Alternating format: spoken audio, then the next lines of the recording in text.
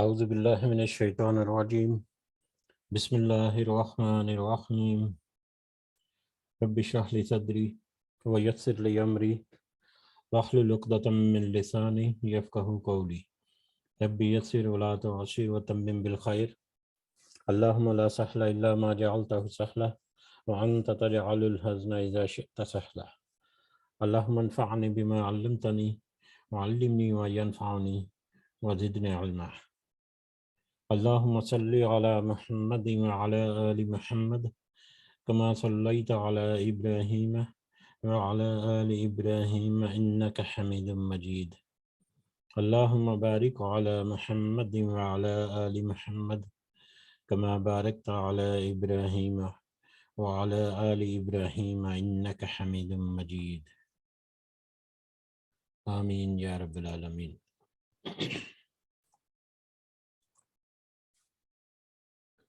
آج ہم انشاءاللہ اللہ کے خاص فضل و کرم سے، اس کی عطا کردہ توفیق سے، ریاض الصالحین کی جلد اول جو ہے والیوم 1، اس کا چیپٹر نمبر 19 آج دیکھیں گے انشاءاللہ۔ سب سے پہلے ہم اس کا شکر ادا کرتے ہیں، اس کی تعریف بیان کرتے ہیں، جس نے ہمیں یہ ہمت اور مہلت دی، جس نے ہمارے دلوں میں یہ ڈالا کہ ہم اپنے دن کا آغاز اس کے بابرکت کلام سے، یا ہمارے سب کے محبوب محمد مصطفیٰ صلی اللہ علیہ وسلم کے ذکر سے، یا ان کی باتوں سے، ان کی حدیث اور سنت سے کریں، اس دعا کے ساتھ کہ اللہ تعالی ہمیں اس میں استقامت نصیب فرمائے اور اس کا فائدہ ہمیں اس دنیا میں بھی اور اگلے دنیا میں بھی کامیاب لوگوں میں شمار کر کے عطا فرمائے، اور ہمیں ہمت اور توفیق دے کہ ہم اس سے نہ صرف اپنی اصلاح کر سکیں بلکہ اپنے گھر والے، اپنے عیال، اپنے دوست احباب، ہم ان کی بھی اصلاح کا ذریعہ بن سکیں۔ آمین یا رب العالمین۔ تو چیپٹر نمبر 19،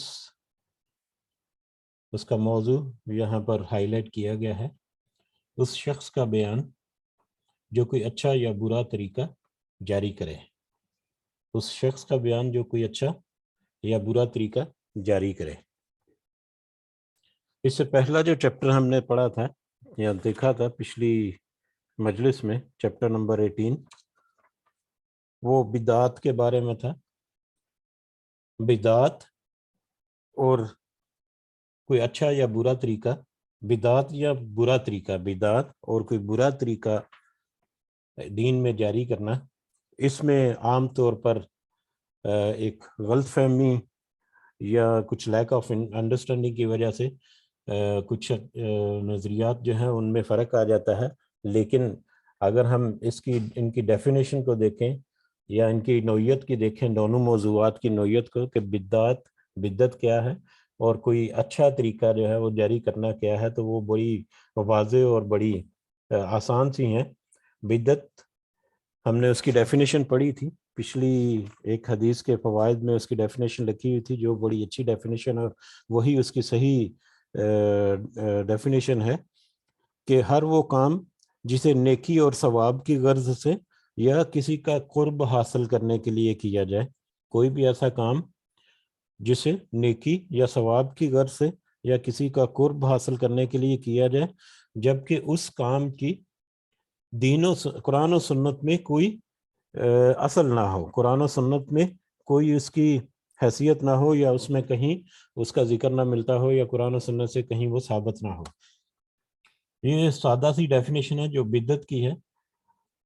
جبکہ اچھا طریقہ جاری کرنا، اس کا وہ کوئی ایسا کام جو قرآن و سنت سے ثابت ہے، قرآن و سنت کی تعلیمات کے مطابق جو ہمیں اعمال ملے ہیں، چاہے وہ فرض اعمال ہیں، چاہے وہ نفلی اعمال ہیں، ان کو کرنے کے لیے، ان کو ان کی ترغیب دلانے کے لیے، ان کو ابھارنے کے لیے، ان کی امپورٹنس کو اور زیادہ اجاگر کر کے ان کو مطلب جاری و ساری کرنے کے لیے، جو اس فیلڈ میں نہیں ہے یا جو ایسا عمل نہیں کرتے یا اس سے تھوڑا سا دور ہیں، اس کو اس کی طرف بلا کے، ان کو راغب کر کے، ان کو ترغیب دے کر ان سے وہ اچھے کام کرانے کے لیے کوئی طریقہ اگر کوئی شروع کرے، کوئی اس طرح کا معاملہ کرے تو وہ اچھا طریقہ جاری کرنا ہے۔ تو یہ دونوں ایک مختلف موضوع ہیں، لیکن اس میں کبھی کبھی ہم مس انڈرسٹینڈنگ کی وجہ سے یا لیک آف نالج کی وجہ سے کچھ لوگ جو ہیں اس کو غلط ڈیفینیشن یا غلط کیٹیگری میں لے لیتے ہیں۔ اس کی تھوڑی سی مثال جو ہے ہم آج دیکھیں گے اس حدیث میں یا اس آگے آنے والے جو اس کا فوائد ہیں اس میں۔ تو دوسرے نمبر پہ یہ چیپٹر شروع کرنے سے پہلے ہلکا سا تذکرہ یا ذکر کرتے چلیں کہ بدعت کے بارے میں نبی کریم صلی اللہ علیہ وسلم کی احادیث جو ہیں وہ بہت ہی سخت ہیں اور بہت ہی زیادہ شدید ان کے عذاب کی بھی پیش گوئی ہے، یا ان کے عذاب کی بھی بہت شدید عذاب کی انفارمیشن معلومات ہمارے پاس ہیں۔ نبی کریم صلی اللہ علیہ وسلم نے ان کی معلومات ہمیں دے دی، ہمیں بتا دیا کہ جو بدعت یا دین میں کوئی نیا رستہ، نیا طریقہ ایسا ایجاد کرے گا جس کا قرآن و سنت سے کوئی لینا دینا نہیں، یا قرآن و سنت سے جس کا کوئی حیثیت نہیں، اس کے لیے سخت عذاب ہے۔ ایک حدیث ہلکی سی وہ تذکرہ کرتے چلیں کہ اس کا متن یا حدیث کے اندر کچھ ایسے ہی الفاظ ہیں کہ قیامت کے دن ایک گروہ کو نبی کریم صلی اللہ علیہ وسلم کی طرف ایک گروہ نبی کریم صلی اللہ علیہ وسلم کی طرف آئے گا، لیکن اس گروہ کو بائیں طرف کھینچ کر لے جایا جائے گا۔ نبی کریم صلی اللہ علیہ وسلم کہیں گے کہ یا اللہ یہ تو میری امت ہے، یہ تو میرے امتی ہیں، یہ تو میرے لوگ ہیں۔ تو ان کو کہا جائے گا، نبی کریم صلی اللہ علیہ وسلم کو بتایا جائے گا کہ آپ کو نہیں پتا کہ انہوں نے آپ کے بعد دین میں کیا کیا بدعات یا کیا کیا چیزیں جو ہیں وہ ایجاد کی، یا کیا کیا طریقے انہوں نے ایجاد کیے۔ تو پھر نبی کریم صلی اللہ علیہ وسلم کہیں گے کہ میں بھی عبد صالح کی طرح یا حضرت عیسیٰ علیہ السلام کی طرح میں بھی ان سے برات کا اظہار کر دوں گا، جس طرح حضرت عیسیٰ علیہ السلام کو ہم نے سورۃ الاعراف کے غالباً آخر میں پڑھا تھا ہم نے کہ حضرت عیسیٰ علیہ السلام کو اللہ تعالیٰ پوچھیں گے قیامت کے دن کہ کیا تم نے اپنے امتیوں سے کہا تھا کہ میری اور میری والدہ کی عبادت کرو؟ تو حضرت عیسیٰ کہیں گے کہ جب تک میں ان میں موجود تھا میں ان پر گواہ ہوں، میں نے اس کا کچھ اس طرح کا کچھ نہیں کہا، لیکن میرے جانے کے بعد تو ان کا زیادہ خبر رکھنے والا ہے۔ تو اسی طرح سے نبی کریم صلی اللہ علیہ وسلم بھی ان لوگوں سے جو بدعت میں ہوں گے کسی بھی طریقے سے، ان کے ساتھ اس سے برات یا ان سے بری ہونے کا اعلان کر دیں گے وہاں پر۔ تو اللہ نہ کرے ہم کسی جانے انجانے میں کسی ایسے کام میں یا ایسی کسی کیٹیگری میں آ جائیں جو اس طرح کا جن کا معاملہ ہو بعد میں۔ اللہ تعالیٰ سے دعا ہے کہ اس کی صحیح سمجھ اور بوجھ اور صحیح معنوں میں اس کے ہمارے دلوں میں ڈالے کہ یہ کیا حقیقت ہے۔ اور جیسا کہ بہت دفعہ تذکرہ ہوا کہ اگر ہمیں کوئی چیز ایسی ملے جس میں کوئی ڈاؤٹ ہے، یا کسی نے اگر کوئی چیز بتائی کہ یہ طریقہ، یہ بات جو ہے، یہ عمل جو ہے یہ غلط ہے، یا اس سے حدیث سے سنت سے ثابت نہیں ہے، یا اللہ کے احکام کے مطابق نہیں ہے، تو اپنی ہٹ درمی کے اوپر چلتے ہوئے ہی نہیں رہنا، بلکہ اس کے اوپر کوشش کریں کہ تھوڑی تحقیق کر لیں۔ اگر تو وہ شخص جو بتا رہا ہے اگر وہ قابل اعتبار ہے تو اس کے اوپر اعتبار کیا جا سکتا ہے تو ویل اینڈ گڈ، ادروائز آپ اپنی تحقیق کریں، چھان بین کریں۔ آج کل ساری معلومات جو ہیں ہماری فنگر ٹپس کے اوپر موجود ہیں، بڑی آسانی سے ہم آج کل اس کے اوپر سرچ آؤٹ کر سکتے ہیں۔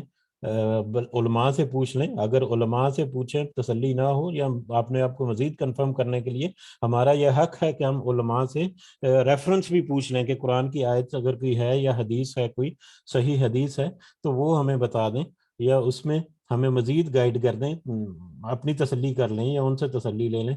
تو یہ ہمیں چاہیے کہ ہم کریں، یا ہم جس کو بتائیں اس کو تھوڑا سا ریفرنس بھی دے دیں اگر ہمارے پاس ہے، یا کہیں سے کوشش کر کے، تاکہ جو سننے والا ہے اس کی بھی تسلی اچھی طرح ہو سکے۔ بہرحال چیپٹر کو شروع کرتے ہیں ہم۔ حسب عادت یہ چیپٹر کے شروع میں کچھ آیات جو ہیں وہ کوٹ کی گئی ہیں، یہاں پر 2 ہی آیات کوٹ کی ہیں۔ پہلی آیت جو ہے سورۃ الفرقان کی آیت نمبر 74 یہاں پر بیان کی گئی ہے جس میں اللہ تعالیٰ نے فرمایا اور وہ یعنی اللہ کے بندے، وہ اللہ کے بندے ہیں اور وہ اللہ کے بندے ہیں جو کہتے ہیں کہ اے ہمارے رب ہمیں ایسی بیویاں اور اولاد عطا فرما جو آنکھوں کی ٹھنڈک ہوں اور ہمیں متقیوں کے لیے پیشوا بنا. ہمیں ایسی بیویاں اور اولاد عطا فرما جو آنکھوں کی ٹھنڈک ہوں اور ہمیں متقیوں کے لیے پیشوا بنا. ظاہری طور پر تو یہ ایسے لگتا ہے کہ جیسے بیویاں اور اولاد یا اپنی جو زندگی ہے اس میں بڑا پرسکون گزارنے کے لیے یہ آیت ہے، لیکن اس کو اگر وسیع نقطہ نظر سے دیکھا جائے، دوربینی سے دیکھا جائے، تو یہ ایک بہت ہی وسیع آیت ہے. اس کی ایکسپلینیشن اگر کریں تو یہ بہت ہی قیامت تک کے لیے جاتی ہے. یہ آیت قیامت تک کے لیے ہم اپنے لیے کچھ دعا کر رہے ہیں. وہ کیا ہے کہ ایسی بیویاں اور ایسی اولاد طلب کر رہے ہیں جو کہ آنکھوں کی ٹھنڈک ہو اور پھر ہمیں متقیوں کے لیے پیشوا بنا. پیشوا یہاں پر جو عربک میں ورڈ ہے وہ امام ہے، اور ہمیں متقیوں کے لیے امام بنا یا متقیوں کا ہمیں امام بنا. امام جو ہے وہ آگے جو کھڑا ہوتا ہے، جو لیڈر ہوتا ہے، وہ اس کو کہتے ہیں، جیسے نماز پڑھانے میں بھی امام ہوتا ہے جو آگے کھڑا ہوتا ہے، اور متقی جو ہے اس کے پیچھے کھڑے ہوتے ہیں، وہ خلف جو ہے وہ پیچھے والے اور امام آگے والے. تو آگے آنے والے یعنی ہمارے پیچھے جو ہم سے نسلیں آئیں، ہمارے پیچھے جو ہمارے بال بچے اولاد ہماری اور ان کی پھر آگے اولاد اور ہمارے بعد جو آنے والی نسلیں ہیں وہ ایسی ہوں کہ وہ ہمارے نیک رستوں کے اوپر عمل کریں.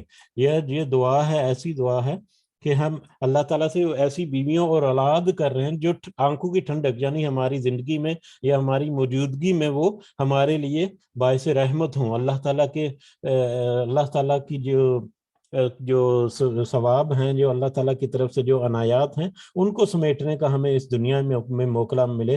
وہ دین کی پابندی کرنے والے ہوں، تقوی اختیار کرنے والے ہوں ہماری بیویاں اور ہماری اولاد، اور پھر ہمارے جانے کے بعد جو ہماری اولاد ہے اور ان کی اولاد اور ان کی اولاد، وہ ایسی ہماری اولاد ہو کہ وہ اپنے پھر اولاد کو اس رستے پر چلے، اللہ کے رستے پر چلائے اور دین کے رستے کی سربلندی کے لیے اس کو چلائے.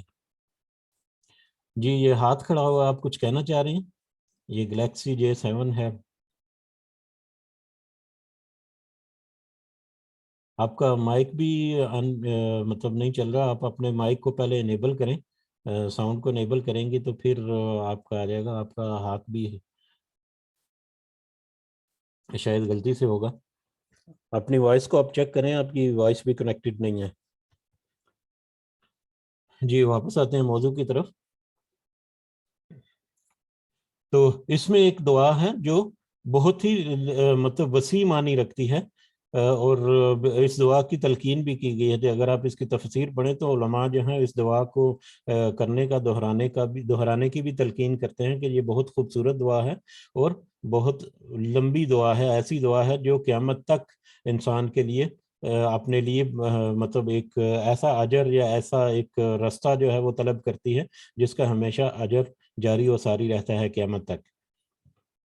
اس کے علاوہ دوسری آیت جو کوٹ کی گئی ہے سورۃ الانبیاء کی آیت نمبر 73 ہے، اور اللہ تعالیٰ نے فرمایا اور بنایا ہم نے ان کو پیشوا، اور ہم نے ان کو پیشوا یا اسی طرح سے امام بنایا اور وہ ہمارے حکم کے ساتھ لوگوں کی رہنمائی کرتے ہیں. اسی طرح سے جیسے پچھلی آیت میں تھا کہ ان کو ہم نے امام بنایا، آگے چلنے والے بنایا، جو کہ دین کو خود انہوں نے سمجھا، قرآن و سنت کو خود سمجھا، اور پھر لوگوں کی رہنمائی کرتے ہیں اس کو سمجھ کر، اس کو صحیح طریقے سے مطلب سارا فہم جو ہے وہ حاصل کر کے نہ صرف وہ خود عمل کرتے ہیں اس کے اوپر، بلکہ جو دوسرے لوگ ہیں ان کے لیے بھی رہنمائی کا ذریعہ بنتے ہیں.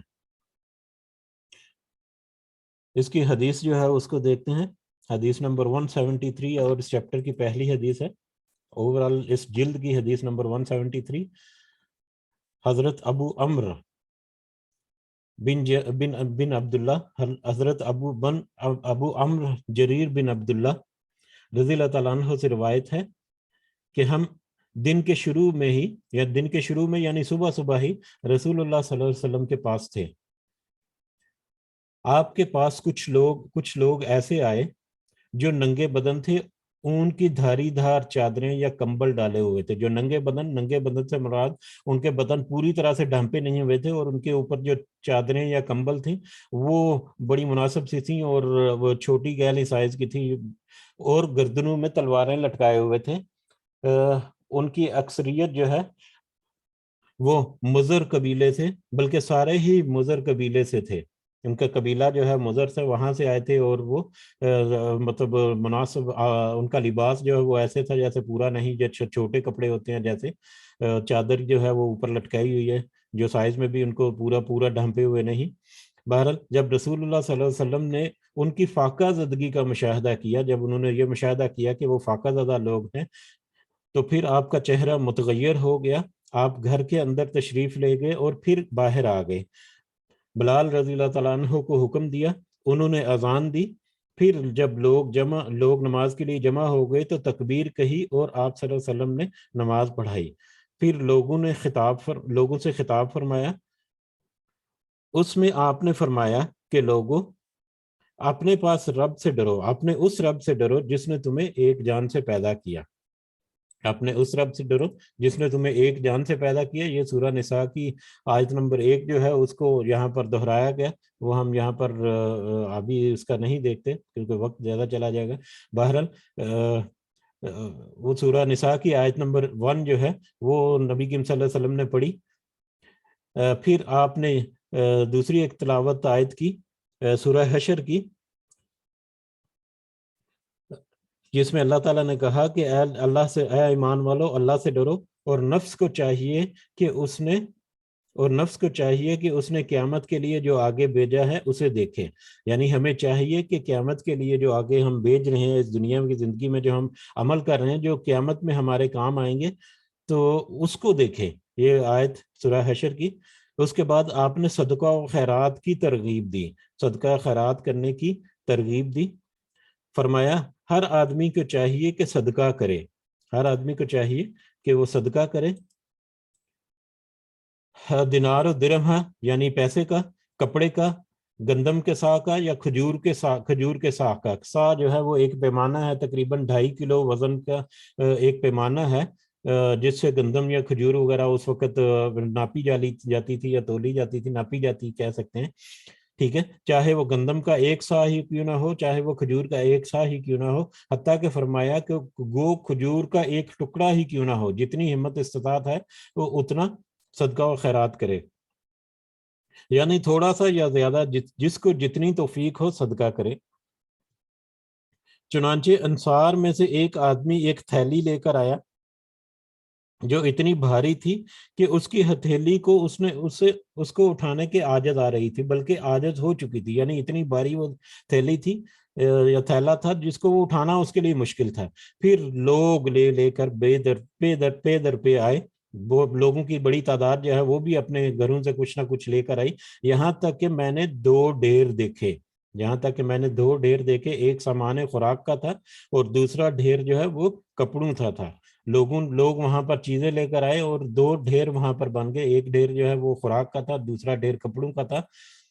اور میں نے رسول اللہ صلی اللہ علیہ وسلم کو دیکھا تو آپ کا چہرہ انور اس طرح چمک رہا تھا گویا کہ سونے کا ٹکڑا ہو. آپ کے نبی کریم صلی اللہ علیہ وسلم کے چہرہ سونے کے ٹکڑے کی طرح چمک رہا تھا. پھر رسول اللہ صلی اللہ علیہ وسلم نے فرمایا، یہ یہاں سے اہم ہے، پھر رسول اللہ صلی اللہ علیہ وسلم نے فرمایا جس نے اسلام میں کوئی اچھا طریقہ جاری کیا تو اس کے لیے اس کا اپنا اجر اور ان تمام لوگوں کا اجر ہوگا جو اس کے بعد اس پر عمل کریں گے. جس نے دین میں کوئی اچھا طریقہ جاری کیا اس کے لیے اس کا اپنا اجر اور ان تمام لوگوں کا اجر جو اس کے بعد اس پر عمل کریں گے، بغیر اس کے کہ ان کے اجروں میں کوئی کمی نہیں کی جائے گی. یہ بعد میں عمل کرنے والے لوگ جو ہیں ان کے اجر میں کوئی کمی نہیں آئے گی، لیکن ان کے برابر جو اجر ہے وہ اس کو بھی ملے گا جس نے وہ طریقہ جاری کیا.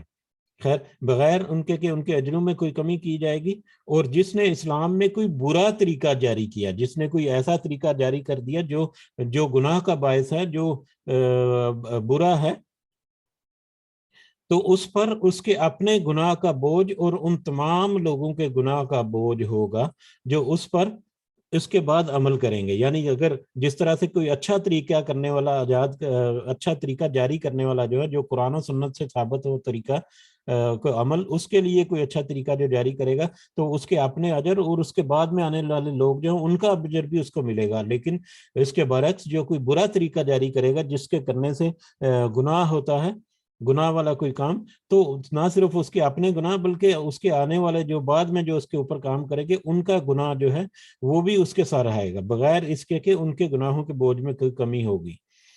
تو یہ ایک بہت ہی واضح حدیث ہے۔ اس میں نیا طریقہ جو ہے نبی کریم صلی اللہ علیہ وسلم کا ترغیب دینا صدقہ و خیرات کے لیے، اور اس طرح سے ترغیب دینا، اس طرح سے اتنی پر اثر طریقے سے ان کو ترغیب دی کہ اسی وقت لوگ جو ہیں وہاں پر مال جو ہے وہ کس ہر صورت میں، چاہے وہ کھانے پینے کے خوراک کی صورت میں ہو یا روزمرہ کے استعمال کی چیزوں کی شکل میں ہو، جو جس کی توفیق ہے وہ وہاں کر لے کر آیا۔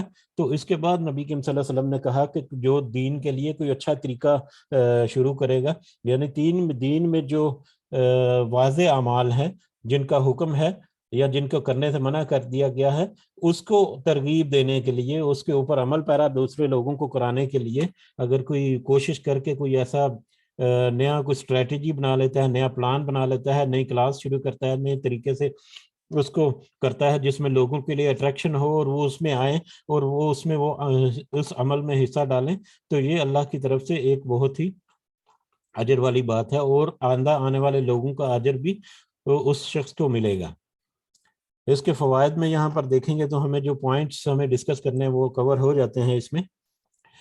بعض لوگ من سننا فی الاسلام، یہ حدیث کے الفاظ ہیں کہ من سننا فی الاسلام، یہ یہاں پر دیکھ لیتے ہیں، یہاں پر کیا ہے، یہ ہے وَمَن سننا فی الاسلام، اور جو اسلام میں کوئی اچھا طریقہ جاری کرے گا، جو جاری کرے گا اچھا طریقہ اسلام میں، تو من سننا فی الاسلام جو ورڈ ہے حدیث میں، اس سے وہ سنت حسنہ، سنہ حسنہ کے الفاظ سے بدت حسنہ کا جواز کشید کرتے ہیں، یعنی یہ جو الفاظ ہیں ان کو استعمال کرتے ہوئے بدت حسنہ جو ہے اس کا جواز وہ پیش کرتے ہیں، اور یوں بدت کی دو قسمیں بیان کرتے ہیں،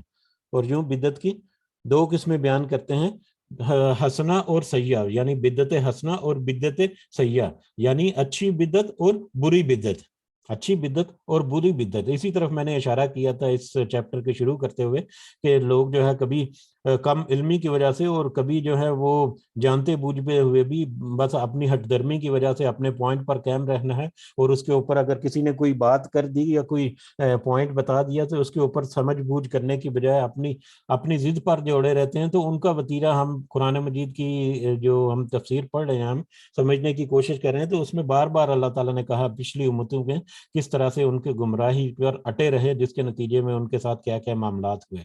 بہرحال بدت کی دو قسمیں بنا دی گئی ہیں، بدت حسنہ اور بدت سیاح، لیکن یہ صحیح نہیں ہے۔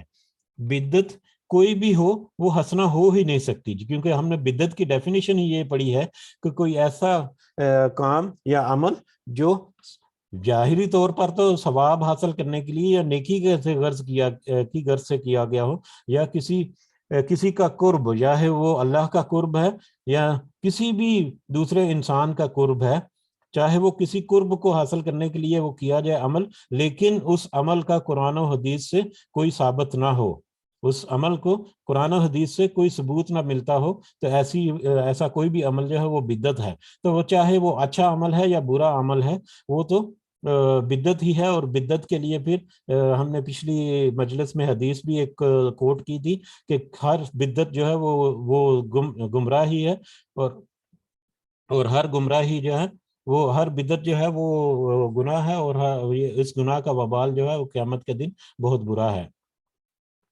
بہرحال بدعت ہمیشہ بری ہی ہوگی، اس لیے کہ بدعت سازی دراصل شریعت سازی ہے جس کا حق کسی انسان کو نہیں۔ کوئی بھی اگر قرآن و سنت کے علاوہ کوئی اگر اپنی طرف سے کوئی گھڑے گا کام، تو یقیناً اس کا حق تو صرف اللہ کے پاس ہے، ایون کہ نبیوں کے پاس بھی شریعت سازی کا حق نہیں ہے، ٹھیک ہے۔ شریعت سازی کا تمام تر اختیار صرف اللہ کو حاصل ہے، وہی اصل شارع ہے، اور اسی کے حکم اور اجازت سے پیغمبر بھی لوگوں کو احکام شریعت بتلاتا ہے۔ یہ حق اللہ نے پیغمبروں کو بھی نہیں دیا، یعنی شریعت سازی کا، شریعت میں نئے کام تجویز کرنے کا حق جو ہے وہ اللہ نے پیغمبروں کو بھی نہیں دیا۔ تو کوئی دوسرا انسان کیسے سوچ سکتا ہے کہ وہ اپنی طرف سے کوئی ایسی چیز ایجاد کر لے؟ چاہ جائے کہ کسی صاحب جبہ قبا و جبا یا صاحب قبا و جبا سے مراد یہاں پر یہ مزاروں پر بیٹھے ہوئے اور مطلب بڑے مختلف قسم کے لباس پہنے ہوئے اور اپنی خوش اسلوبی اور خوش زبانی کی وجہ سے لوگوں کو مائل کرتے ہیں، جبکہ وہ در حقیقت قرآن سے اور سنت سے دور کرنے والے کوئی کام کرتے ہیں۔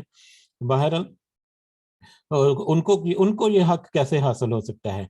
اس لیے اس حدیث کا مطلب صرف یہ ہے کہ جو چیز اسلام میں مشروع اور جائز ہے اس پر عمل کرنے اور اسے فروغ دینے کے لیے جو شخص کوئی نیا طریقہ اختیار کرے، جس کے بعد دوسرے لوگ بھی اختیار کریں، تو اسے اپنے عمل حسن کا ثواب ضرور ملے گا۔ تو اس کے اپنے عمل حسن کا ثواب ملے گا ہی، ان لوگوں کا ثواب بھی ملے گا جو اس طریقے کو اختیار کرے گا، وہ عمل صالح کریں گے، وہ عمل صالح کریں گے، یعنی بعد میں آنے والے لوگ جو اس عمل کو کریں گے، نیک عمل کریں گے، تو اس کا اجر جو ہے وہ بھی اس کو ہی ملے گا۔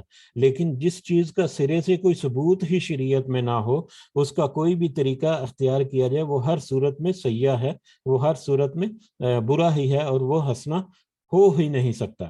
حدیث کے جو دیگر فوائد ہیں وہ واضح ہیں، اس کے اوپر ہم زیادہ بحث بھی نہیں کرتے، ہم نے بہت صفحہ کی بھی ہے، اور ہم اگر تھوڑا سا کریٹیکلی انالائز کریں تو ہمیں اس کے بہت ساری مسائل جو ہیں وہ سمجھ آ بھی جائیں گے۔ اگلی حدیث بھی چھوٹی سی ہے، اس کو کور کرتے ہیں ابھی آج، حدیث نمبر 2 174۔ حضرت ابن مسعود رضی اللہ تعالیٰ عنہ سے روایت ہے کہ نبی کریم صلی اللہ علیہ وسلم نے فرمایا، جو جان بھی ظلم سے قتل کی جائے گی، یعنی جو جان بھی ناحق قتل کی جاتی ہے، تو حضرت آدم علیہ السلام کے پہلے بیٹے قابیل کا، ہم نے حابیل اور قابیل کا قرآن میں بھی ہم نے پڑھا تھا تفصیل سے۔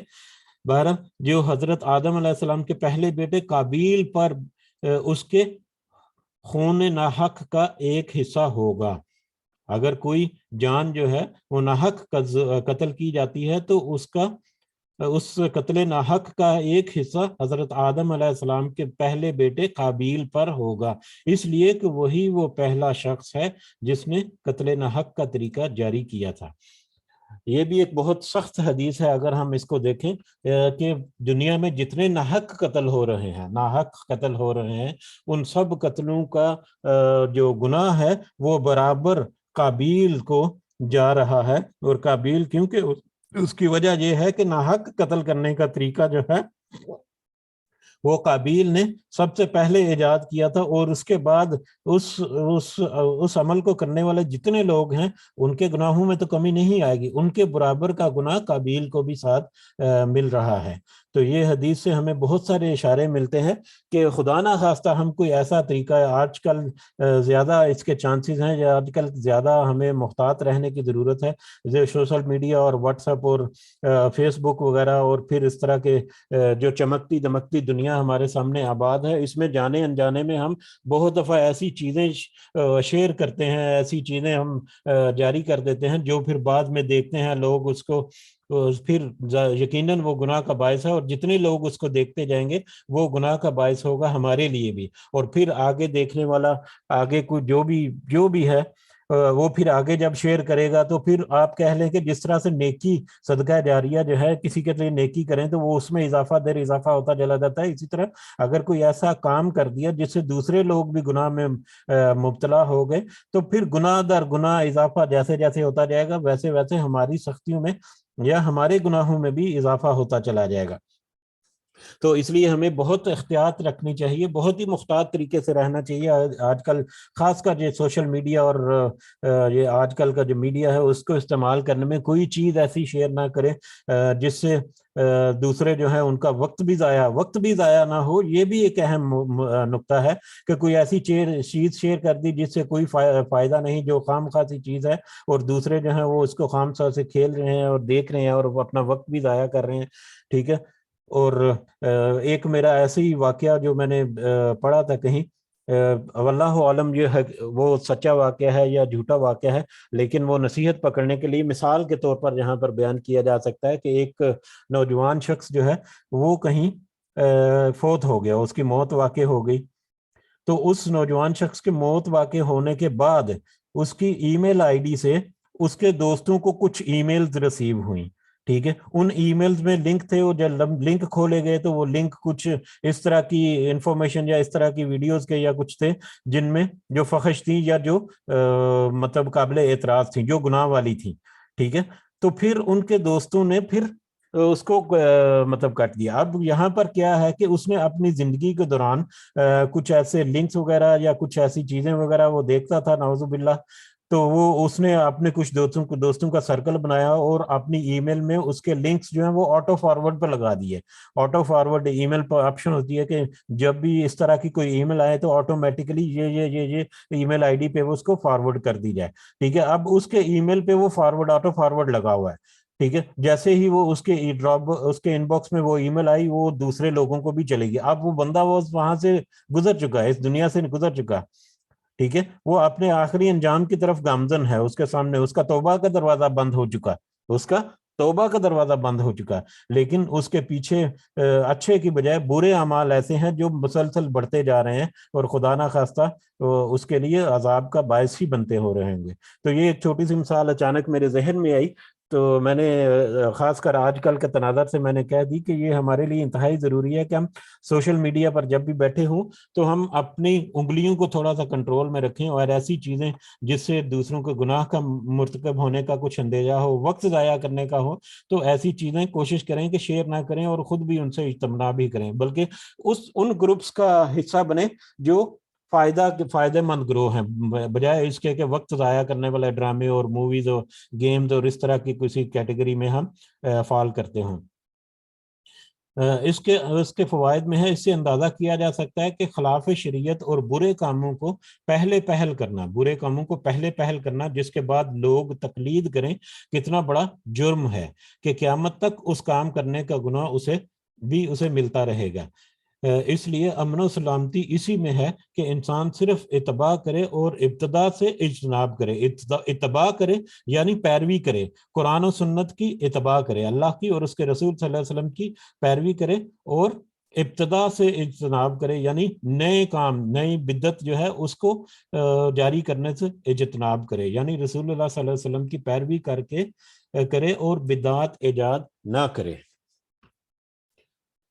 ٹھیک ہے، اور اس میں پھر ایک اللہ تعالیٰ نے جو قرآن مجید میں آیت کی جو 2-3 دفعہ ہم نے پڑھی، اس کو صرف میں تھوڑا سا ریفرنس اس کی طرف دینا چاہوں گا، جو کہ میری جو بات یا اس موضوع کو سپورٹ کرتی ہے، جو میں نے پہلے کی کہ ہمیں ضرور تحقیق کرنی چاہیے، اور ہمیں ریفرنس بھی پوچھ سکتے ہیں اپنے علماء سے کہ ہمیں ریفرنس بتا دیں قرآن و حدیث میں کہاں ملتا ہے، کہاں پر یہ کوئی صحیح حدیث ہے، یا کس طرح سے یہ ثابت ہو سکتا ہے. تو اللہ تعالیٰ نے قرآن مجید میں فرمایا اطیعوا اللہ و اطیعوا الرسول و اولو الامر. ٹھیک ہے، کہ اللہ اور اس کے رسول کی اتباع کرو، پیروی کرو، اور اولو الامر اصحاب کی. اور اولو الامر جو ہے وہ 2 کیٹیگری کے لوگ جس کا ہم نے تذکرہ کیا تھا. ایک کیٹیگری جو ہے وہ علماء کی ہے، جو علماء ہمیں دین کی طرف راغب کرتے ہیں، جو ممبروں پر بیٹھے ہوئے ہیں یا اس طرح سے ترویج اور ترغیب دیتے ہیں اسلام کی. ایک تو وہ کیٹیگری ہے، اور دوسرا جو ہمارے حکام ہیں جن کے پاس اللہ تعالیٰ نے بادشاہت اور ملکیت دی، یا جن کو کوئی عہدہ ملا، قانون سازی کرتے ہیں یا امن و امان کا لیے وہ کام کرتے ہیں، تو ان کے لیے تو یہ 2 کیٹیگری کے لوگ جو ہیں ان کی بھی اطاعت کرنے کا اللہ تعالیٰ نے حکم دیا قرآن مجید میں، یعنی 3: اللہ کی اور اس کے رسول صلی اللہ علیہ وسلم کی، اور اولو الامر اصحاب جو ہیں ان کی بھی. لیکن اس کے ساتھ ہی اسی آیت میں اللہ تعالیٰ نے فرما دیا کہ اگر تمہیں اختلاف ہو جائے اولو الامر چاہے جو وہ علماء ہیں، چاہے وہ صاحب مطلب قانون ہیں، ہمارے عمراء ہیں، ان کسی بھی کیٹیگری سے اگر ان سے اختلاف آ جائے تو پھر لوٹا دو اس معاملے کو اللہ اور اس کے رسول کی طرف. یعنی ایسا نہیں کہ اولو الامر میں سے کسی نے کہہ دیا کہ یہ ایسا ہی ہے، وہ تو اس کے اوپر عمل شروع ہو گیا، بلکہ اس کو قرآن و سنت کی طرف لوٹانا ہے. یعنی قرآن و سنت میں پھر ہم دیکھیں گے کہ کیا یہ واقعہ یا کہ معاملہ یا اس کا حل جو ہے وہ واقعی اسی طرح سے ہے جو قرآن و سنت میں ہے، اور پھر ہمیں فوقیت دینی ہے قرآن و سنت کو. پھر اولو الامر جو ہے اگر وہ قرآن و سنت کے خلاف کوئی بات کریں گے تو ان کی بھی اہمیت نہیں ہے، اس کو بھی ماننا ہمارے لیے ضروری نہیں ہے. بہرحال یہ میں نے اس لیے ذکر کیا کہ عام طور پر بدعت کے معاملات میں جب کوئی بات کی جاتی ہے تو اگر کوئی ہم تحقیق کرتے بھی ہیں تو ہم اپنے اپنے جو ہم خیال قسم کے علماء ہیں یا اپنے ہم خیال قسم کے لوگ ہیں انہی کی طرف باتیں کرتے ہیں، اور وہ علماء بھی عام طور پر یہ خاص کر بدعات سے متعلقہ جو ہیں وہ کچھ اپنے کوئی ولی کی، کوئی پیر فقیر کی، کسی امام کی کوئی ایسی بات بتا دیں گے کہ یہ فلاں شخص نے کہا یا فلاں کتاب میں ایسا رکھا ہوا ہے، جبکہ اس کو مزید تحقیق ضرور کرنی چاہیے کہ فلاں شخص نے اگر کہا تو کیا وہ بھی کتاب و سنت کے مطابق تھا یا نہیں۔ تو ہمیں اس چیز کی طرف تھوڑی سی توجہ جو ہے وہ رکھنی چاہیے۔ اللہ تعالی ہمارا حامی و ناصر ہو، ہمارے کہنے میں، سننے میں، سمجھنے میں اگر کوئی بھول چوک ہو گئی تو اللہ تعالی ہمیں معاف فرمائے اور ہمیں اس کی صحیح سمجھ جو ہے وہ ہمارے دلوں میں ڈالے۔ وما علینا الا البلاغ المبین۔ جی اگر کسی کو کوئی پوائنٹ ایڈ کرنا ہے اس میٹر میں یا کوئی اور بات شیئر کرنی ہے تو آپ ضرور کر سکتے ہیں انشاءاللہ۔ جزاکم اللہ خیراً۔ جی السلام علیکم ورحمۃ اللہ وبرکاتہ۔ وعلیکم السلام ورحمۃ اللہ وبرکاتہ۔ جی اشفاق بھائی، میں رمضان کے حوالے سے تھوڑی سی بات کرنا چاہوں گی، خواتین کے حوالے سے نا، جی جی ضرور۔ کہ ہاں جی، کہ جس طرح آپ کو پتہ ہے کہ رمضان المبارک جو ہے یہ اللہ تعالیٰ کی خاص رحمتوں اور برکتوں کا مہینہ ہے، تو اس مہینے میں پھر ہمیں زیادہ سے زیادہ ہم نے اذکار کرنے ہوتے ہیں، تلاوت اور نوافل وغیرہ اور صدقہ خیرات کرنی ہوتی ہے۔ تو اس میں یہ ہوتا ہے کہ زیادہ تر جو رمضان میں ذمہ داری ہوتی ہے نا وہ خواتین پر آ جاتی ہے، کہ ان کو بھی ٹائم چاہیے ہوتا ہے عبادت کرنے کے لیے، لیکن ان کی مصروفیات ایسی زیادہ ہو جاتی ہیں کہ وہ کچھ بھی نہیں کر پاتی، اتنا زیادہ ٹائم نہیں دے پاتی۔ تو اس کو ہمیں اس طریقے سے ہمیں مطلب مینیج کرنا ہے ہم لوگوں کو رمضان سے پہلے پہلے، کہ ہم بھی جو ہیں اس کے لیے اپنا زیادہ سے زیادہ ٹائم نکال سکیں۔ تو اس میں چھوٹی چھوٹی سی تھوڑی سی باتیں ہیں جو میں بتاؤں گی۔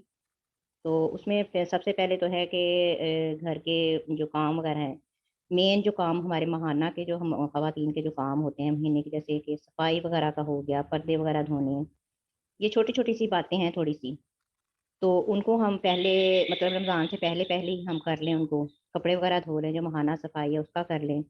اس کے بعد جو دوسری چیز ہوتی ہے کہ افطاری میں جو سب سے پہلے کہ افطار کو جو کرنا ہوتا ہے، روزہ افطار جو کرنا ہوتا ہے، تو اس میں تو نبی کریم صلی اللہ علیہ وآلہ وسلم کی سنت ہے نا کہ وہ تازہ کھجور سے بھی کر لیتے تھے، خشک کھجور سے بھی، اور اگر نہ بھی ہوتا کچھ تو پانی سے افطار کر لیتے تھے۔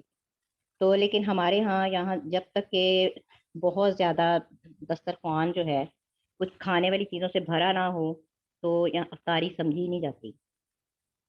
تو اس کے سلسلے میں بھی ہے کہ اگر اس طرح کا کوئی ہے، اول تو ہمیں اس طرح کا نہیں کرنا چاہیے، سادگی سے کرنی چاہیے۔ تو اگر اس طرح کا کوئی معاملہ ہے بھی تو جو خواتین ہیں اس میں جو سب سے پہلے کچھ اسٹور کرنے والی چیزیں جو ہوتی ہیں، کہ جو ہم کو پہلے چٹنیاں وغیرہ جس طرح کی جو چیزیں ہوتی ہیں ان کو پہلے سے بنا کر جو فریز کر سکتے ہیں ہم، تو ان کو ہم کر لیں۔ اور اس کے بعد پھر سب سے بڑی جو ہماری بات ہوتی ہے شاپنگ کے حوالے سے، یہ سب سے زیادہ بات بڑی ہوتی ہے کہ شاپنگ جو ہمارا عبادت کا ٹائم ہوتا ہے، اور وہ بھی خاص طور پہ جو آخری جو رمضان مبارک کے بابرکت جو دن ہوتے ہیں، اس میں کیا ہوتا ہے کہ ہم سارا دن جو ہمارا ہوتا ہے نا وہ ہم لوگ شاپنگ میں ہی گزار دیتی ہیں۔ صبح کی گئی، شام کو گھر آتے ہیں، پھر اس میں نماز بھی رہ گئی، یہ بھی رہ گیا، وہ بھی رہ گیا، اور آئیں تو آ کے پھر ہمارا یہ ہوتا ہے کہ افطاری کی تیاری شروع کر دیں۔ تو اس سلسلے میں بہت ساری جو نا ہمارا ٹائم بہت زیادہ ویسٹ ہو سکتا ہے۔ تو اس کو بھی ہم لوگ یہ کر سکتے ہیں کہ اس کو رمضان سے پہلے پہلے اپنی جو شاپنگ وغیرہ ہے اس کا سلسلہ ہم لوگ پہلے کر لیں۔ اور پھر اس کے بعد پھر یہ ہے کہ جب رمضان میں ایک اور بات کہ جب ہم افطاری کے لیے اپنے لیے کچھ بناتے ہیں تو ہمیں خاص طور پہ اپنے جو ہمسائے وغیرہ ہیں ساتھ پاس دیکھ لیں، کیونکہ ایسا بندہ کہ یہ نہ ہو کہ ہمارے جو دسترخوان جو ہے وہ تو مطلب کہ اس سے بھرے ہوں، کھانوں سے بھرے ہوں، اور اس بیچارے کے پاس افطار کرنے کے لیے کچھ کھانے کے لیے کچھ بھی نہ ہو۔ تو ہمیں سب سے پہلے ان چیزوں کو بھی دیکھنا ہے کہ ان کو بھی دیکھنا کہ کیا کوئی ایسا بندہ ہے ہمارے ارد گرد ہمارے نظروں میں۔ تو جب میرا تو میں اپنی روٹین بتاؤں گی کہ میں دیکھ لیتی ہوں کہ ہمارے پاس ہیں ایک دو، کہ پھر میں افطاری کا اس کا انتظام زیادہ کر لینا چاہیے ہمیں تھوڑا سا۔ اگر ہم اپنے لیے بنا رہے ہیں تو زیادہ بنا لیں، تو ان کو بھی بھیج دیں ساتھ، تاکہ وہ لوگ بھی کچھ اس طرح طریقے سے وہ بھی جو افطاری ہے اس کو کر لیں۔ تو یہ چھوٹی چھوٹی باتیں تھوڑی سی تھیں جو میں چاہ رہی تھی کہ تھوڑی سی آپ لوگوں کے ساتھ شیئر کر سکوں۔ تو اللہ پاک ہمیں اس پر عمل کرنے کی بھی توفیق عطا فرمائے۔ جی جزاک اللہ خیراً باجی، جزاک اللہ خیراً۔ آپ کے پوائنٹ جو ہیں وہ بہت اہم ہیں، اور کیونکہ آپ نے خواتین کے حوالے سے بات کی تو اگر ہم تھوڑا سا کریٹیکلی انالائز کریں تو خواتین کا یہ حقیقت ہے کہ بہت سارا وقت جو ہے وہ ایسی چیزوں میں ضائع ہو جاتا ہے. تو اس میں 1-2 پوائنٹ اگر اجازت ہوگی آپ کی تو میں ضرور ایڈ کروں گا. نمبر جی 1 تو ہمیں یہ کوشش کرنی چاہیے جیسا کہ آپ نے ذکر کیا کہ اپنی جو گھر کی جو عام افطاری ہے اس کو جتنا سادہ سے سادہ رکھ سکیں. اس کے میڈیکل بینیفٹس بھی ہیں اور اس کے مطلب ہمارے جو شرعی جو ہے سادگی کا وہ بھی ہے. زیادہ فضول خرچی اور لمبے چوڑے جو ہیں وہ بھی نہیں ہے, ہمارے وقت کی بچت ہے اور میڈیکل بینیفٹس اس میں بہت زیادہ ہیں, کیونکہ سارا دن جب روزے کی وجہ سے باڈی میں پانی وغیرہ یا اس طرح نہیں ہوتا ہے تو اچانک سے ہم اس کو ہم بھر لیتے ہیں تو اس کے بعد میں میڈیکل سائیڈ افیکٹس بھی بہت سارے ہوتے ہیں اور ہمیں اس کا پتہ بھی ہے, کوئی ڈکی چپی بات بھی نہیں ہے. ٹھیک ہے, تو ایک تو ہمیں یہ کوشش کرنی چاہیے کہ افطاری جو ہے ہم اپنی سادی رکھیں. ٹھیک ہے, مختصر رکھیں, تھوڑی رکھیں.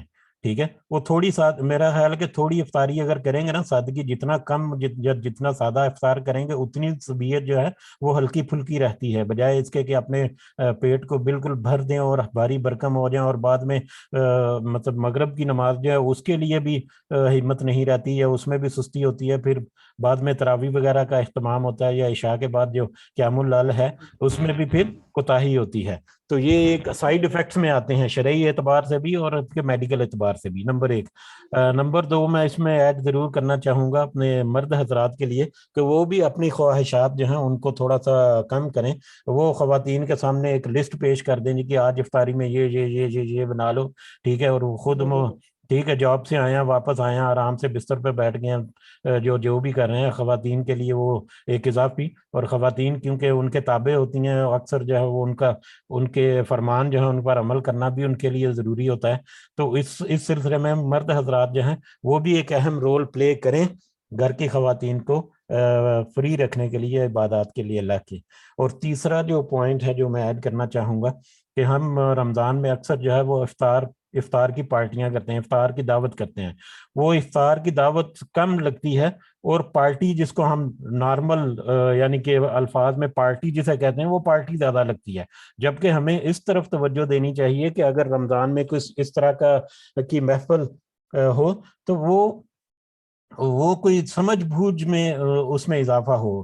اگر اول تو اس میں بہت احتیاط رکھنی چاہیے, لیکن ظاہر ہے روزہ کھلانا بھی سنت ہے اور اس طرح سے یہ چیزیں جو ہے میں ثواب بھی یقیناً ہے. ٹھیک ہے, اس سے منع تو نہیں کرتے, لیکن ایک تو یہ ہے کہ اس کو بھی مختصر رکھنے کی کوشش کی جا سکتی ہے. ٹھیک ہے, دوسرا جب بھی ایسی کوئی افطار کے لیے کوئی دعوت ارینج کریں تو اس میں کوئی درس وغیرہ ارینج کریں, کوئی قرآن کی تعلیم ہو, کوئی حدیث اور سنت جو ہے وہ پیش کی جائے وہاں پر, جس آنے والے جو ہیں بجائے اس کے کہ وہ کھانے پر نظر رکھ کر آئیں بلکہ وہ کوئی ہدایت پر نظر رکھ کر آئیں. جب وہ وہاں سے نکلیں تو ان کے پیٹ جو ہیں صرف کھانے سے بھرے نہ ہوں, ان کے دل اور دماغ جو ہیں وہ ہدایت سے بھی تھوڑے سے بھرے ہوئے ہوں. تو یہ ایک ضرور اور اہم نقطہ جو ہے اس کو ہمیں سمجھنا چاہیے. اور اس کے علاوہ ان دعوتوں کی تیاری کرنے کے لیے بھی بہت سارا وقت جو ہے وہ صرف ہوتا ہے, جس کا آپ نے تذکرہ کیا کہ وہ پہلے شاپنگ وغیرہ, شعبان کا مہینہ جو کہ رمضان کی تیاری کا مہینہ ہے, اس میں ہم وہ شاپنگ وغیرہ کر سکتے ہیں. کچھ شامی وغیرہ ٹکٹیاں جو ہے اول تو جیسا کہ ذکر کیا کہ اس سے اجتناب کریں, کم رکھیں, لیکن اگر ضروری ہیں یا بنانی ہی ہیں تو وہ ایسی چیزیں بنا کر سٹور کر لیں شعبان میں ہی, تاکہ رمضان کے مہینے میں ہم اس کو پوری اچھی طریقے سے مطلب بہت کم وقت صرف کر کے ان چیزوں کا ہم استعمال کر سکیں. اور اس کے علاوہ بھی بے شمار پوائنٹس ہیں وہ ہم ایڈ کر سکتے ہیں. واللہ عالم بالصواب. جی, کسی اور کو اگر کچھ پوائنٹ ایڈ کرنا ہے تو. السلام علیکم. وعلیکم السلام ورحمۃ اللہ وبرکاتہ. میں ایک دو پوائنٹ پہ میں بات کرنا چاہوں گی. جی ضرور. ایک تو میں یہ سوچ رہی تھی, میں اپنی ان باجی سے بھی تھوڑی معذرت کے ساتھ بات کروں گی اگر وہ مائنڈ نہ کرے تو. جس حدیث کو بھی ہم نے پڑھا, جس ٹاپک سے ریلیٹڈ ہم نے تفسیر جو ہے وہ سیکھی ہے, اس میں کافی چیزیں ہم نے سیکھی ہیں, تو میں سمجھتی ہوں کہ سوالات جو ہے نا ٹاپک سے ریلیٹڈ ہونے چاہیے. رمضان کا جو ٹاپک ہے وہ بالکل ڈیفرنٹ ہے, لیکن انہوں نے اپنی میں تھوڑی سی آپ اصلاح کی کرنے کی کوشش کی ہے. نہیں, میں میں معذرت اسی آپ کی ٹاپک بات میں پہ کاٹ رہا میں ہوں. بات کرنا چاہوں گی. میں آپ کی بات کاٹ رہا ہوں کیونکہ شاید آپ پہلی دفعہ آ جائیں. ہم جب سے یہ شعبان شروع ہوا ہے اور شعبان کیونکہ رمضان جی کی جی تیاری کا مہینہ ہے تو اس لیے ہم نے یہ ڈیسائیڈ کیا تھا کہ کچھ دن ہم رمضان کی اہمیت یا رمضان کی تیاری کے سلسلے میں اپنا جو معمول کا سبق ہے اس سبق کے بعد چاہے وہ قرآن کا سبق ہے یا حدیث کا سبق ہے اس کے بعد کوئی 5-10 منٹ جو ہے وہ ہم بات کریں گے تاکہ ہم ریفریش کر سکیں تاکہ اپنے ذہن کو تیار کر سکیں رمضان کے لیے. تو یہ ہمارا ایک جی سلسلہ جی شروع کیا ہوا ہے شعبان سے. جی جی تو ٹھیک ہے، اس میں لیے سمجھ گئی ہوں. ٹھیک ہے، میں بھی آج فرسٹ ٹائم میں آئی ہوں. نہیں، وہ میں نے پہلے جو ہے نا وہ معذرت کے الفاظ بولے ہیں کیونکہ جی میں زیادہ معلومات تو نہیں رکھتی. جی تو پھر اسی ٹاپک سے ریلیٹڈ میں یہ کہنا چاہوں گی کہ انہوں نے تھوڑا اس چیز کو بھی پوچھنے کی کوشش کی ہے کہ جو ہے عبادت کا ٹائم جو ہے نا وہ ہمیں کم ملتا ہے، کھانے پینے میں یا دیگر معاملات میں کاموں میں جو ہے وہ وقت جو ہے وہ صرف ہو جاتا ہے زیادہ.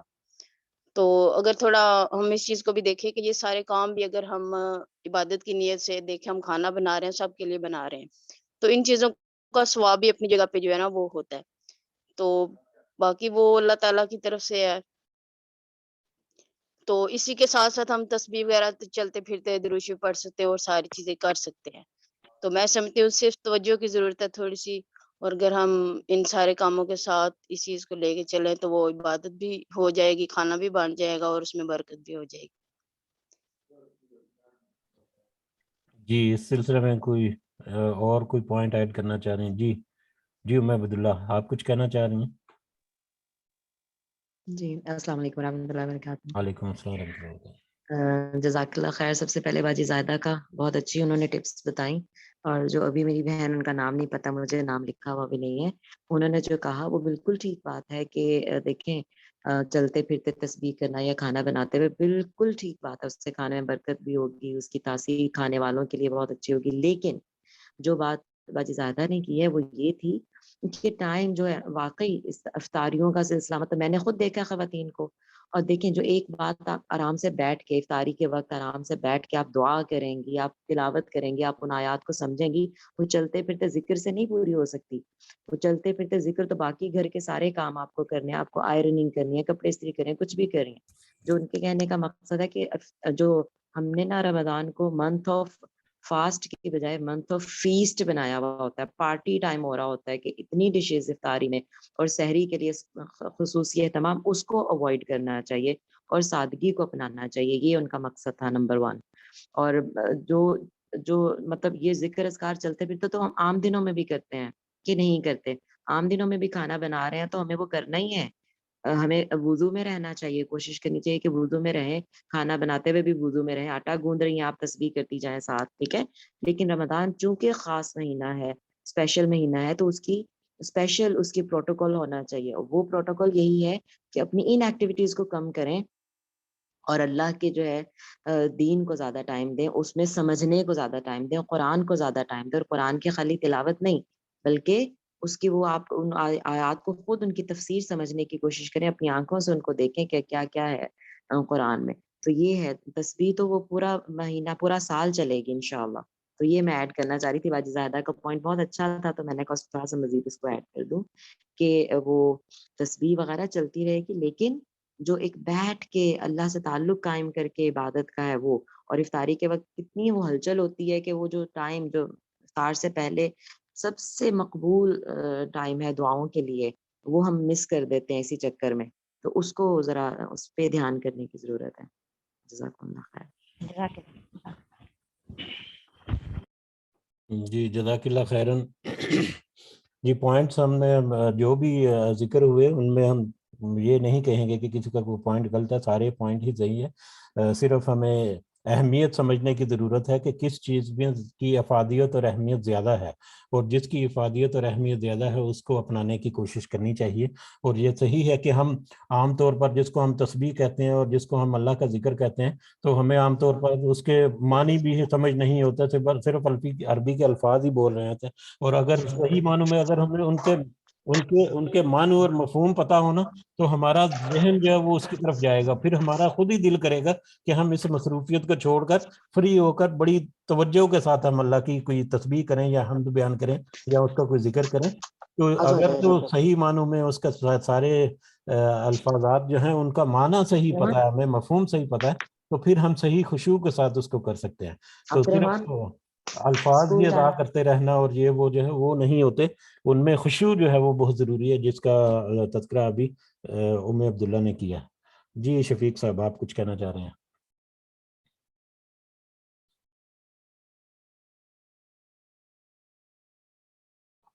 جی شفیق صاحب آپ کی آواز نہیں آ رہی۔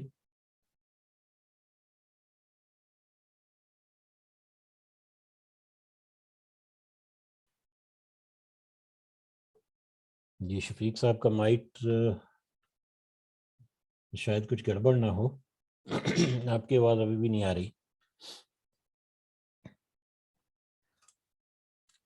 بہرحال شفیق صاحب جو ہیں ان کا پیغام ہوتا ہے، وہ پیغام میں یہاں پر دہرانا چاہوں گا۔ ہر جمعرات کو ان کا ایک پیغام ہوتا ہے جمعے کی مناسبت سے، کہ جمعہ جو ہے وہ بہت فضیلت والا دن ہے، اس میں اونٹ کی قربانی کا ثواب حاصل کرنا جو ہے وہ اس کی کوشش کرنی چاہیے، اور اس کے علاوہ زیادہ سے زیادہ درود شریف اور اپنی صفائی اور سنت کے مطابق جمعہ جو ہے اس کا اہتمام کرنا، یہ ان کا پیغام جی ہوتا ہے۔ جی شفیق صاحب آگے، جی بسم اللہ۔ جی سوری، کیونکہ بیچ میں مجھے ایک دو کالیں آ گئی تھی تو میں اس لیے شاید آواز ڈسٹرب ہو چکی ہوئی تھی۔ جی جی اب ٹھیک ہے انشاءاللہ؟ ہاں ٹھیک ہے، اب آ رہی، بالکل آ رہی جی۔ جی الحمدللہ۔ تو میں کہنا چاہ رہا تھا کہ میری سسٹرز نے بہت اچھی باتیں کی ہیں، اللہ سبحانہ تعالیٰ ان سب کو جزائے خیر عطا فرمائے۔ تو اس کے ساتھ ساتھ میں یہ خدشہ کر رہا تھا کہیں میں باہر نہ ہو جاؤں، میں بھی اپنا نام لکھا لوں اس برکت والی مجلس میں۔ تو میں کہنا یہ چاہ رہا تھا کہ پہلے آؤ اور پہلے پاؤ، پہلے آؤ تو پہلے پاؤ، یعنی کہ فرشتے جو ہیں وہ پہلی صف کے والوں کے لیے دعائے مغفرت کرتے ہیں، پہلی صف والوں کے لیے، ٹھیک ہے؟ تو رمضان میں ہم یہ پہلی صف جو ہے نا ہم لوگ سے نکل جاتے ہیں۔ کیوں؟ رمضان میں افطاری کے اوپر بیٹھتے ہیں جناب اعلیٰ تو 15-20 منٹ لگا دیتے ہیں افطاری پہ۔ تو کوشش یہ کریں ایک کھجور پانی پی کے آپ سیدھے بس سے چلے جائیں اور پہلی صف میں جا کے وہاں پہ بیٹھ کے دعا کریں۔ کیوں؟ آپ صلی اللہ علیہ وسلم فرمایا کہ اذان اور اقامت کے درمیان دعائیں زیادہ قبول ہوتی ہیں۔ ایک یہ ٹاپک، اور پھر جمعے والے دن بھی پہلی صف کے لیے، پہلے جانے والے کے لیے اونٹ کی قربانی کا ثواب، یعنی کہ اس سے بہت سی احادیث آتی ہیں کہ پہلے مسجد میں جانے والا، پہلے عمل کرنے والا، ان کی تو بہت ہی زیادہ فضیلت ہے۔ تو خاص طور رمضان میں اور روزے کی حالت میں اور پھر پہلی صف میں، سبحان اللہ، آپ وہ دعائیں کریں۔ تو اللہ سبحانہ تعالیٰ ہم سب کو دین کو سمجھنے کی توفیق عطا فرمائے اور دین پہ چلنے کی، اور یہ جو اہم ترین 11 مہینوں کا یا 12واں مہینہ جو ہے رمضان کا، اس میں تو سبحان اللہ، اللہ سبحانہ تعالیٰ سیل کے اوپر بھی سیل لگائی ہوئی ہے، اس کے اوپر بھی سیل لگائی ہوئی ہے، سبحان اللہ۔ بس اہمیت ہمیں اللہ سبحانہ جاننے کی اسی توفیق عطا فرمائے کہ ہم اس رمضان کو اہمیت سے، اس کو زیادہ سے زیادہ اہمیت دیں، کہ یہ میری زندگی میں اللہ سبحانہ تعالیٰ نے شکر ہے کہ، اور شکر کرنا جو کہ جس کو بھی رمضان مل گیا وہ اللہ کا لاکھ لاکھ شکر کرے کہ یا اللہ تیرا شکر ہے کہ تو نے مجھے رمضان میری زندگی میں دوبارہ دے دیا مجھے۔ کیوں کہ اگلے رمضان کا، ابھی سے آنے والے رمضان کا کوئی پتہ نہیں ہے کون کس وقت کب کہاں پہ اس دنیا سے چلا جائے۔ تو خوش قسمت ہوں گے وہ لوگ جو اس رمضان کو پالیں گے۔ کیوں؟ آپ سے فرمایا کہ ایک نماز سے دوسری نماز کے درمیان اللہ سبحانہ گناہ معاف کرتا ہے، اور ایک جمعہ سے دوسرے جمعہ، اور ایک رمضان سے دوسرا رمضان، سبحان اللہ۔ تو بس میری اتنی سی بات تھی، اور کل جمعہ بھی ہے انشاءاللہ باذن اللہ تعالیٰ ہم سب کو، ہماری اولادوں کو پہلے وقت میں مسجد جانے کی توفیق عطا فرمائے، اور جو کہ اللہ سبحانہ نے اونٹ قربانی کا، مینڈے کا، جیسے بھی جتنا اجر رکھا ہے، ہمیں زیادہ سے زیادہ اجر کمانے کی توفیق عطا فرمائے۔ واللہ اعلم بالصواب۔ جزاکم اللہ خیر، بارک اللہ فیکم انشاءاللہ۔ السلام علیکم ورحمۃ اللہ وبرکاتہ۔ وعلیکم السلام ورحمۃ اللہ۔ جی جزاک اللہ خیرن شفیق صاحب، جزاک اللہ خیرن۔ یہ موضوع کے اوپر بات چلتی رہے گی انشاءاللہ، اور کوشش کریں گے، اور سب سے گزارش ہے کہ پارٹیسپیٹ کریں کسی بھی ٹاپک کے اوپر۔ جیسے آج ہماری سسٹر نے ख़वातीन की जो तैयारी है उस सिलसिले में बात करनी थी। मुझे अच्छा लगा कि चले मतलब किसी एक टॉपिक के ऊपर किसी, तो अब भी बहुत सारे टॉपिक्स हो जाते हैं। मर्दों के लिए किस तरह तैयारी होनी चाहिए, वो एक ज़रूरी है कि किस तरह से वो मतलब अपना सारा दिन गुजारें जॉब वगैरह, फिर घर में कैसे मदद करें रमज़ान में, उनका रमज़ान कैसे, उनके रमज़ान की तैयारी कैसे होनी चाहिए जापान के महीने में। ठीक है, मेडिकल एस्पेक्ट्स बहुत सारे हैं, जो बीमार हजरात हैं उनकी बड़ी ख्वाहिश होती है कि वो हम रोज़े रखें, उनके लिए बहुत सारी ऑप्शन है, उसके ऊपर एक दिन जो है वो बात हो सकती है। जो नॉन मुस्लिम कंट्रीज़ में हम लोग रह रहे हैं, हमारे कुछ मेरा ख्याल है पार्टिसिपेंट्स हैं, मेंबर जो किसी नॉन मुस्लिम्स में भी रह रहे हैं, नॉन मुस्लिम कंट्रीज़ में, तो वहाँ पर उनकी तैयारी कैसे होनी चाहिए, वो रमज़ान कैसे गुजार सकते हैं, उस पे ऊपर भी अगर कोई बात करना चाहे किसी दिन तो वो करें। तो हम कोशिश करें कि हम कोई टॉपिक चुन के तो उसके ऊपर हम थोड़ी सी बात अगर करेंगे तो हम सबका उसमें फ़ायदा और भला होगा, और अल्लाह ताला की तरफ से अजर जो है वो तो यकीनन लिखा ही जा चुका है। वमा अलैना इल्लल बलागुल मुबीन। इसी के साथ इजाज़त चाहते हैं हम। अगले सबक के साथ इतवार को इंशाल्लाह ज़रूर हाज़िर होंगे। सबको दुआ में ज़रूर याद रखें। अल्लाह ताला सबके लिए आसानियाँ करे और सबकी परेशानियाँ अल्लाह ताला दूर फरमाए। सबकी औलादों की जो परेशानियाँ हैं वो उनको दूर फरमाए।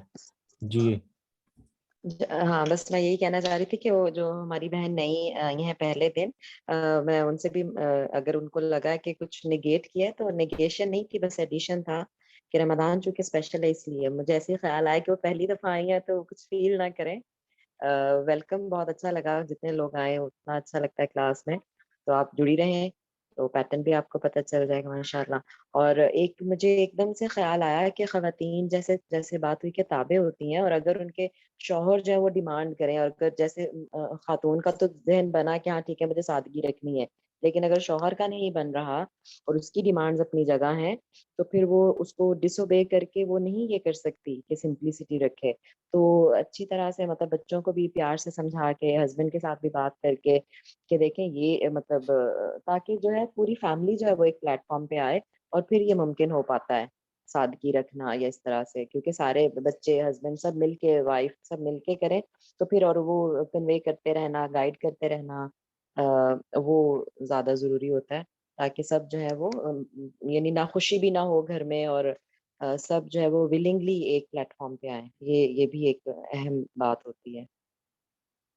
बस यही मैं ऐड करना चाहती थी। जी जज़ाकल्लाह खैर। जज़ाकल्लाह खैरन। और मुझे पूरा यकीन है कि हमारी वो सिस्टर जो हैं वो ज़रूर इसको समझेंगी, और इसमें अगर कोई नोट किया उन्होंने या कोई फीलिंग है उनकी तो वो उसका। जी शफीक साहब। अस्सलाम जी वालेकुम। जी वालेकुम सलाम। जी नहीं, ऐसी फील करने वाली कोई बात नहीं थी। ज़ाहिर बात है फर्स्ट टाइम मैं आज क्लास अटेंड कर रही हूँ तो पता नहीं होता बंदे को। तो बाकी ये है कि सीखने के लिए हम लोग बैठे हुए हैं, ना कि एक-दूसरे से बाज़ार होने के लिए। तो अच्छी बात है। चलें, सारी बातें अच्छी हैं, सीखेंगे वक़्त के साथ-साथ, सारा कुछ पता चलता रहेगा। तो दूसरा, ये जो रमज़ान के महीने में सादा खाने के हवाले से बात की जा रही है ना, मेरा अपना जो एक्सपीरियंस है घर में, तो बच्चों को या दूसरों को मना करना बहुत मुश्किल है किसी चीज़ से कि ये ना खाएँ, ये नहीं, ऐसे नहीं होना चाहिए। तो मैंने तो अपने घर में ये तरीका इख्तियार किया है, जो चीज़ खाने को ठीक नहीं है ना, वो मैं खुद नहीं खाती हूँ।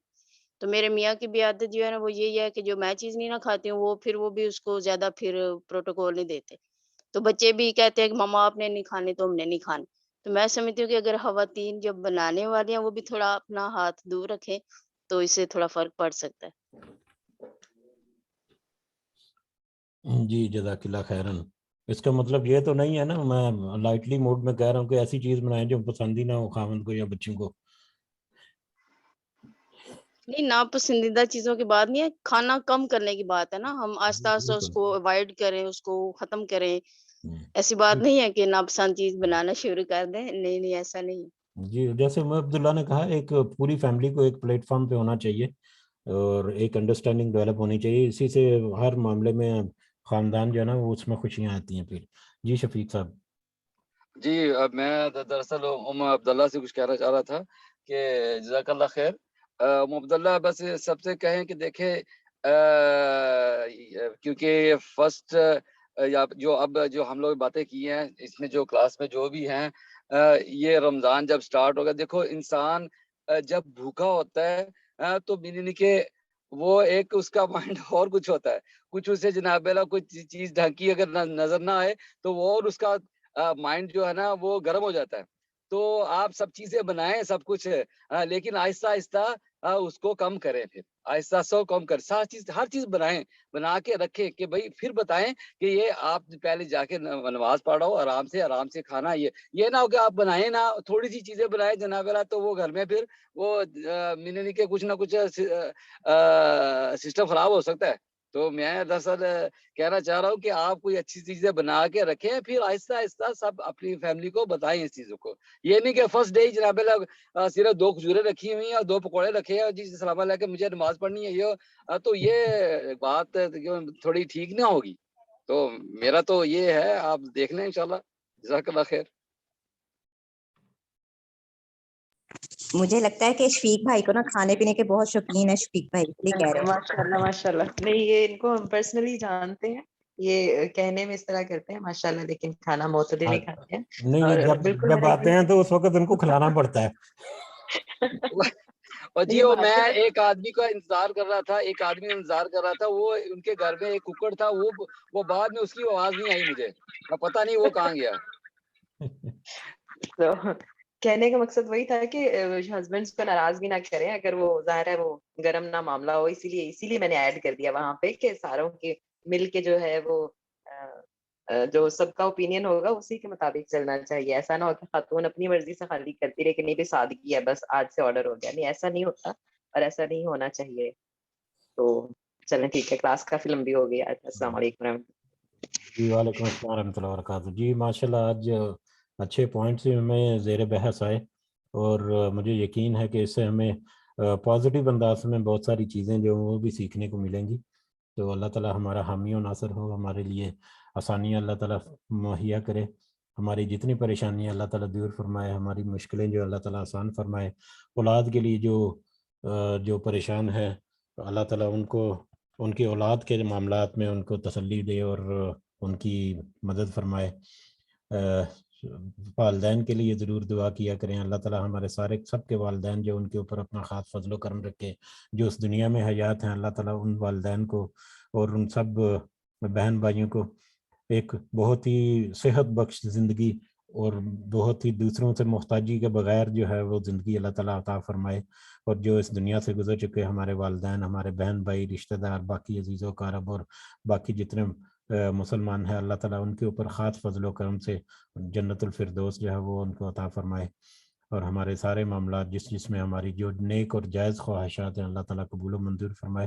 اور اس مجلس میں ہمیں استقامت نصیب فرمائے اور ہمیں صحیح معنوں میں اس کا فائدہ جو ہے اس دنیا میں اور خاص کر آخرت میں ان لوگوں میں شمار فرمائے جن کو اللہ تعالیٰ خود فلاح پانے والے اور کامیاب لوگ کہتے ہیں. آمین یا رب العالمین. ربنا تقبل منا انک انت السمیع العلیم وتب علینا انک انت التواب الرحیم. سبحان ربک رب العزۃ عما یصفون وسلام علی المرسلین والحمد للہ رب العالمین. سبحانک اللہم وبحمدک اشہد ان لا الہ الا انت استغفرک واتوب الیک. جزاکم اللہ خیرا. جی آپ کچھ کہنا چاہ رہی ہیں مجھے؟ جی ٹھیک ہے، جزاکم اللہ خیرا. اجازت چاہتے ہیں. السلام علیکم ورحمۃ اللہ وبرکاتہ. وعلیکم السلام ورحمۃ اللہ وبرکاتہ.